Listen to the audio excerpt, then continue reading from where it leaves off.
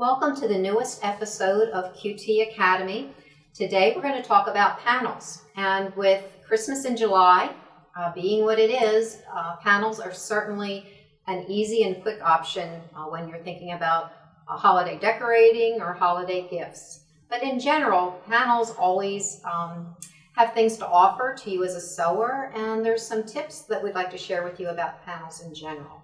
So let me just show you a few of our new holiday panels that are in the marketplace at your shop, and we'll use those as an example for some of the ideas that we have.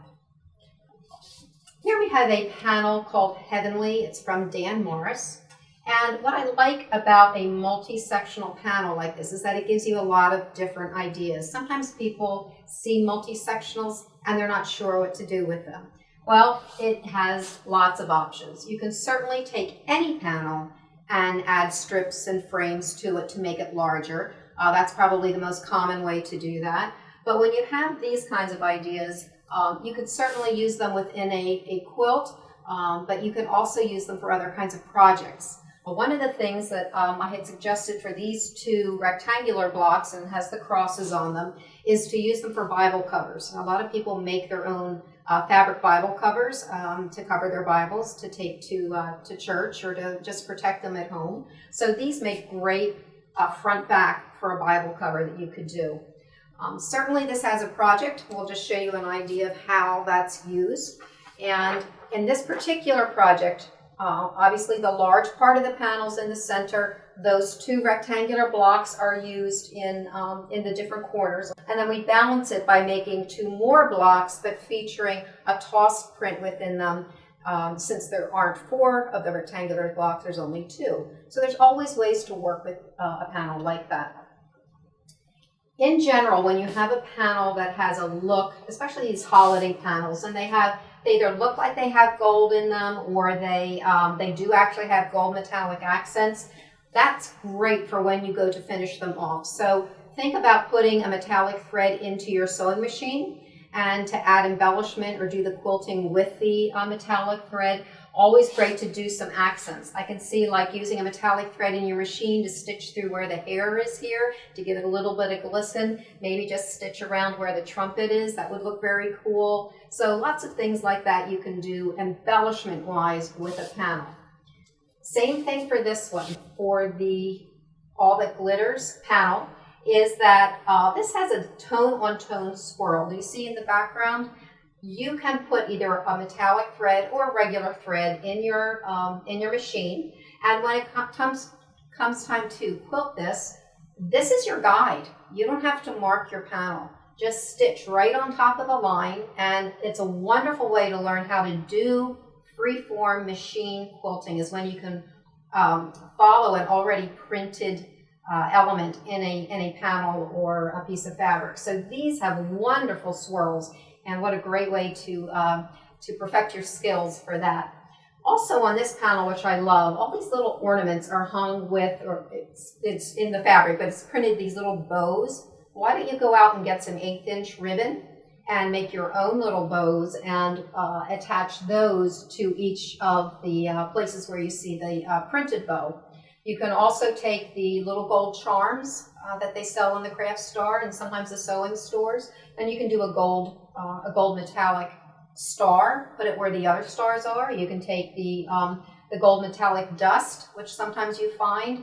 And when you have a decorative panel like this, it's not a quilt that you're going to be necessarily cuddling up with, on the sofa, but it's one that you would hang or use decoratively. So you can use the little gold dust and the little gold charms and all the little embellishment things and not worry about them, really wearing away and so forth. So great ideas here for adding embellishments, charms, the gold dust, gold metallic thread, stitching on the lines, good ideas here.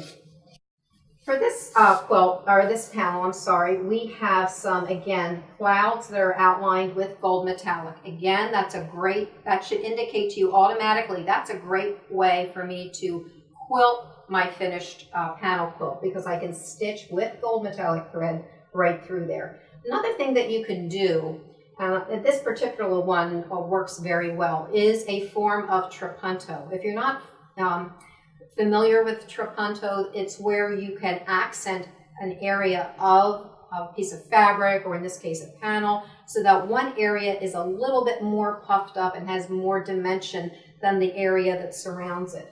And one way to do trapunto certainly is to have your batting and backing on there, and then you slit through the backing, add a little bit more fiber fill in those areas to puff them out more and close up the slit.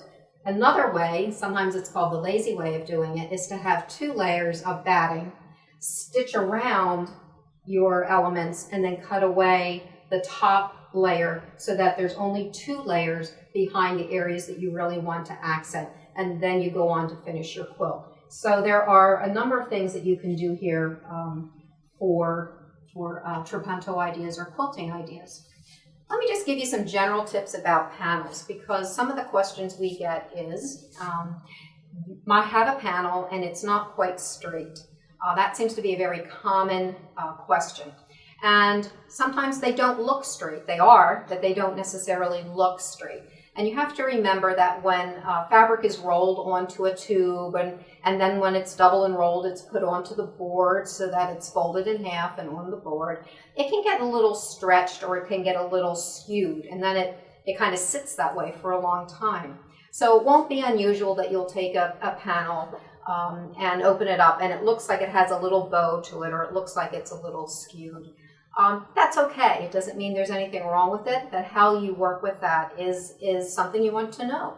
So it's a matter of blocking your panel.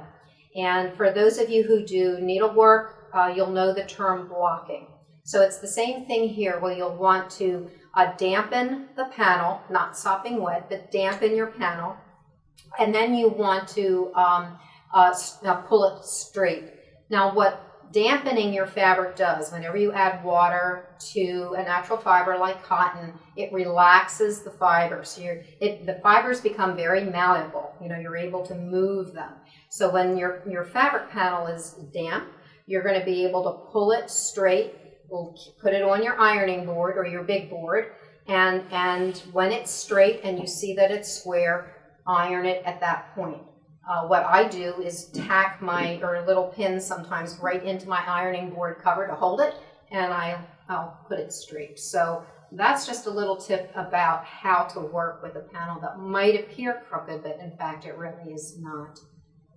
I know the natural thing to want to do is if you're going to make a larger project with a panel, is to want to center it. Some of my favorite panel projects are where the panel is used in an asymmetrical design. So instead of putting this in the center and building out, why not create a project where this is up in a corner somewhere and the rest of your piecing and decorative areas are around it? Placement of a panel can sometimes make all the difference between a humdrum design and something, oh gosh, that really looks cool placed like that. So consider placement within a larger design for your panels.